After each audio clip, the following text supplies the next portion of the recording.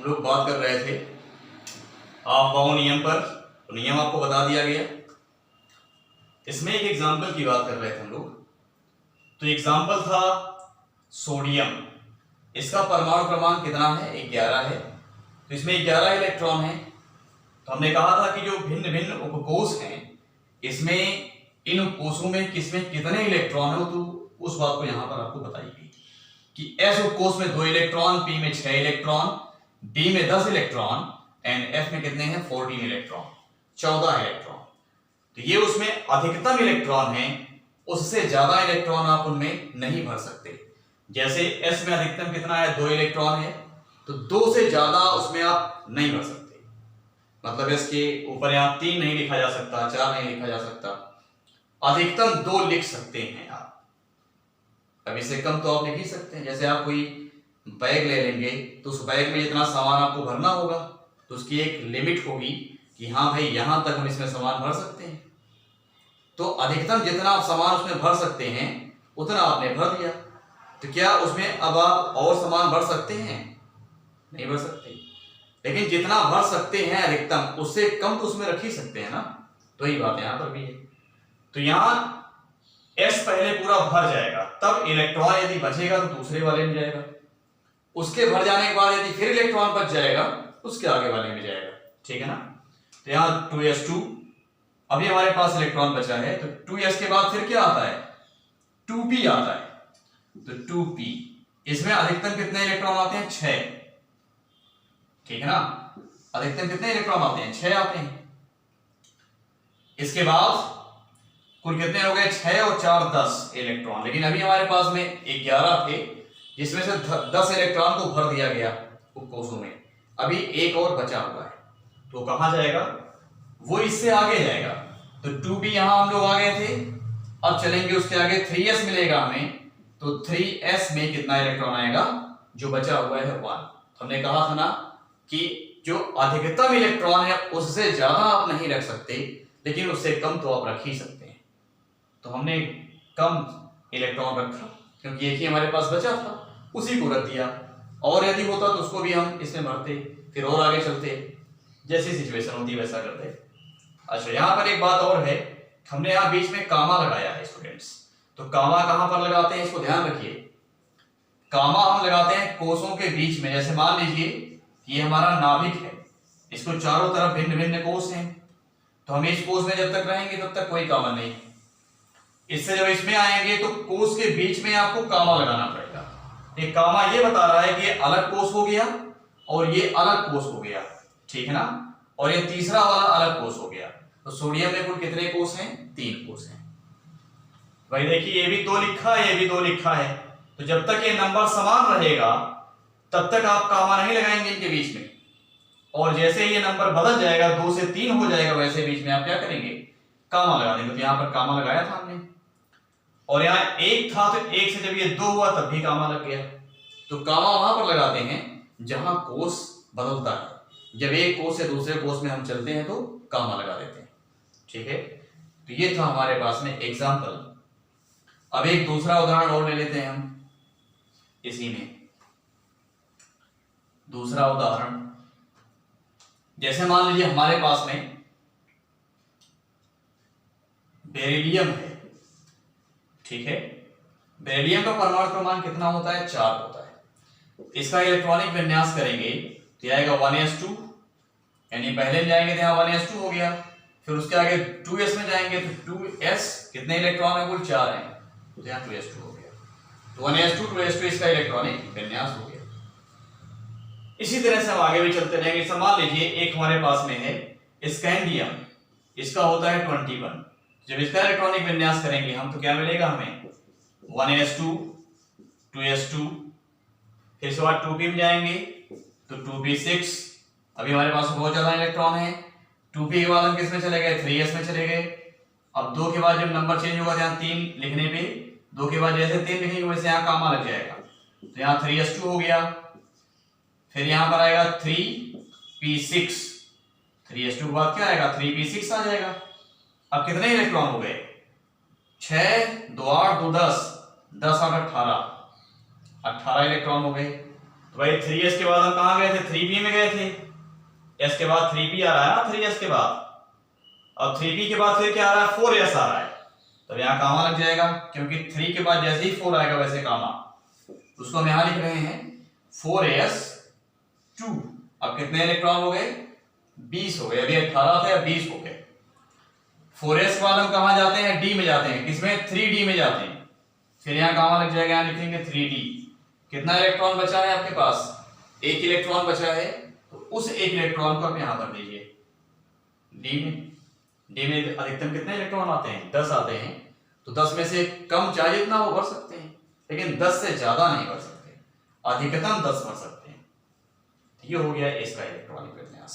ठीक है, तो इसी तरह से आप इलेक्ट्रॉनिक विन्यास करिए दिए हुए तत्वों का, जो भी आपके कोर्स में है।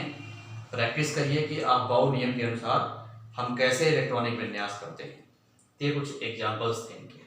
ठीक है, अब इसमें एक बात और आती है, वो क्या है, n+l नियम। तो n+l नियम हम यहीं आपको समझा देते हैं। इसको इरेज कर देंगे, फिर से बनाना पड़ेगा, इसलिए इसको हम ऐसे रहने दें। तो हमारा आता है अगला टॉपिक n+l नियम, और ये n+l नियम इसी अफवाह के अंदर का पॉइंट है।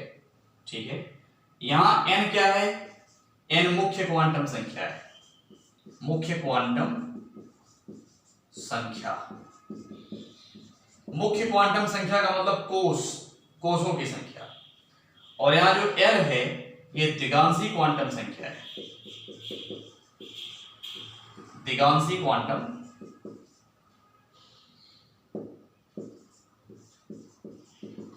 संख्या। ये हो गई दिगांशी क्वांटम संख्या।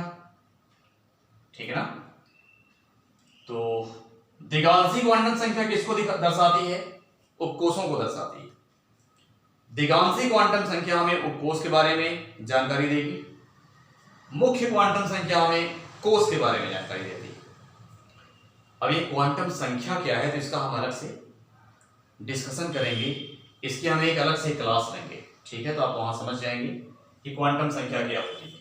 खैर, यहां पर हम n+l नियम का मतलब जो है उसको समझते हैं।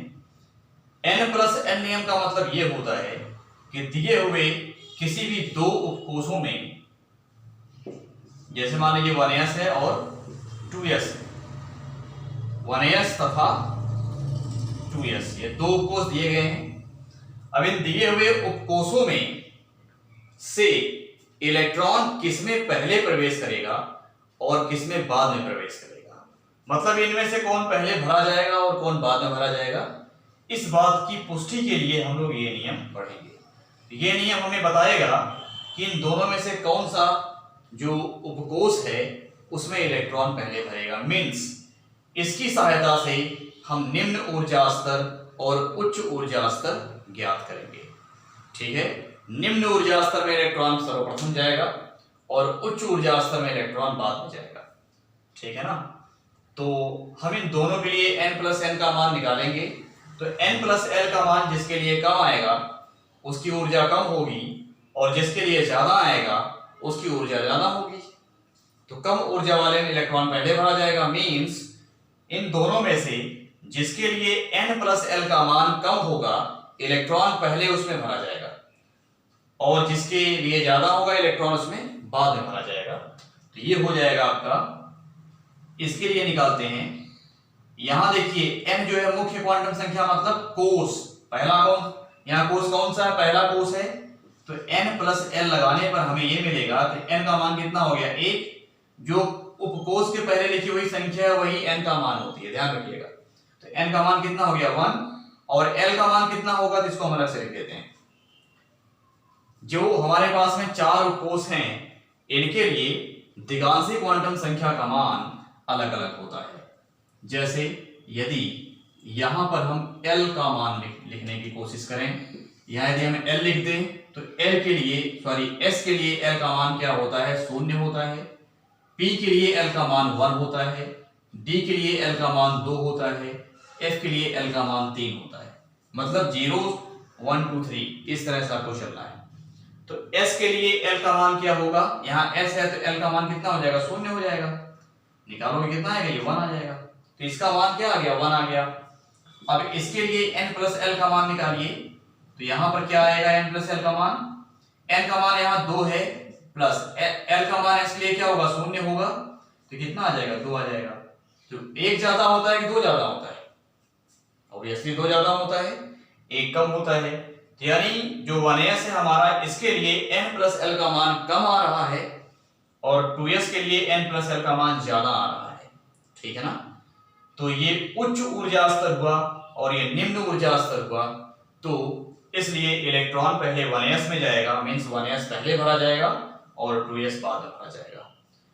तो यहाँ देखिए पहले 1s भरा जा रहा है और 2s बाद में भरा जा रहा है। तो इसी प्रकार कोई भी यहाँ से आप उपकोष ले लेंगे, कोई भी 2 उपकोष ले लेंगे और उनके लिए n प्लस l का मान निकालेंगे, 2 या 2 3 4 5 जो भी उपकोष लेना हो आप ले लीजिए, सबके लिए n प्लस l का मान निकालिए। उसमें जो एक क्रम बनेगा कि हाँ इसका सबसे कम आया, फिर इसके लिए थोड़ा इससे थोड़ा ज्यादा इसका आ गया, इससे ज्यादा इसका आ गया, तो जितना भी आप यहाँ से लिए होंगे उन सब के लिए n प्लस l का मान निकालेंगे, तो ऊर्जा स्तर आपको मिलता चला जाएगा और उसी ऊर्जा स्तर के अनुसार आप इलेक्ट्रॉन को भरेंगे। सबसे पहले निम्न ऊर्जा स्तर को भरा जाएगा, उसके बाद उच्च ऊर्जा स्तर को भरा जाएगा, फिर उससे उच्च को भरा जाएगा, फिर उससे उच्च को भरा जाएगा। मतलब जिस प्रकार ऊर्जा स्तर बढ़ता जाएगा उस प्रकार आप इलेक्ट्रॉनिक विन्यास करते जाएंगे, इलेक्ट्रॉन को भरते जाएंगे भिन्न भिन्न उपकोषों में। बात समझ गए, ठीक है। यदि अब हमारा इसमें एक पॉइंट और आता, यहाँ तो जो हमने सेलेक्ट किया था उनके लिए मान इसका भिन्न भिन्न था। कई बार ये होता है, यानी कई बार ऐसा भी आता है कि दिए हुए 2 कोषों के लिए या 2 से अधिक कोषों के लिए n प्लस l का मान समान आ जाता है। तो जब दिए हुए 2 कोषों के लिए n प्लस l का मान समान आ जाए तो उस केस में क्या करेंगे, तो बहुत डिफिकल्ट हो जाएगी, भाई इलेक्ट्रॉन पहले किसमें प्रवेश करेगा। तो वहां पर हम केवल n का मान देखते हैं, जिसके लिए n का मान कम होगा इलेक्ट्रॉन पहले उसमें भरा जाएगा और जिसके लिए n का मान ज्यादा होगा इलेक्ट्रॉन उसमें बाद में भरा जाएगा, ठीक है ना। जैसे मान लीजिए हमारे पास में यहाँ 2p आ गया और 2p तथा 3s आ गया, इसके लिए n प्लस l का मान निकालिए और इसके लिए n प्लस l का मान निकालिए। तो यहाँ 2 प्लस l का मान p के लिए क्या होता है, वहां देख लीजिए 1, यहाँ 1 लिख देंगे, और यहाँ n का मान 3 है और l का मान इसके लिए क्या होगा, 0 होगा। वहां चार्ट में लिखा है s के लिए l का मान 0, p के लिए 1, वैसे d के लिए भी लिखा है और f के लिए भी लिखा है, तो वहां से हमने यहाँ मान रख दिया। अब इसको सॉल्व करेंगे, कितना आ जाएगा, ये 3 आ जाएगा, 3 प्लस 0 बराबर 3। तो आपने देखा 3 यहाँ भी आ रहा है, 3 यहाँ भी आ रहा है, तो यहाँ पर n प्लस l का मान इन दोनों कोषों के लिए बराबर आ रहा है। तो जब बराबर आता है तब क्या करते हैं, तब जिस उपकोष में n का मान कम होता है इलेक्ट्रॉन पहले उसमें भरा जाता है। मींस यहाँ 2p लिखा है तो n का मान यहाँ 2 हो गया, और यहाँ 3s लिखा है तो n का मान यहाँ 3 हो गया, तो 3 ज्यादा होता है 2 कम होता है, इस वजह से इलेक्ट्रॉन पहले 2p में भरा जाएगा उसके बाद 3s में भरा जाएगा। तो आप यहाँ देखिए इलेक्ट्रॉन पहले 2p में भरा जा रहा है उसके बाद 3s में भरा जा रहा है। तो ये हो गया n प्लस l नियम। तो स्टूडेंट्स ये था इलेक्ट्रॉनिक विन्यास तथा अपबाऊ नियम। तो अभी हम लोगों ने यहाँ पर ये पढ़ा है कि उपकोषों में इलेक्ट्रॉनिक विन्यास कैसे किया जाए। इस क्वेश्चन का आंसर हमने इस क्लास में दिया। अब हमारी जो अगली क्लास होगी उसमें हम ये देखेंगे कि कक्षकों में इलेक्ट्रॉनिक विन्यास कैसे किया जाए। पहले कोर्स में आपने पढ़ा, फिर आज आपने उपकोष में पढ़ लिया। अब इसके बाद आप पढ़ेंगे कि कक्षकों में इलेक्ट्रॉनिक विन्यास कैसे किया जाए। तो इसको हम अगली क्लास में डील करेंगे। तो इस क्लास में इतना ही। ओके, जय हिंद।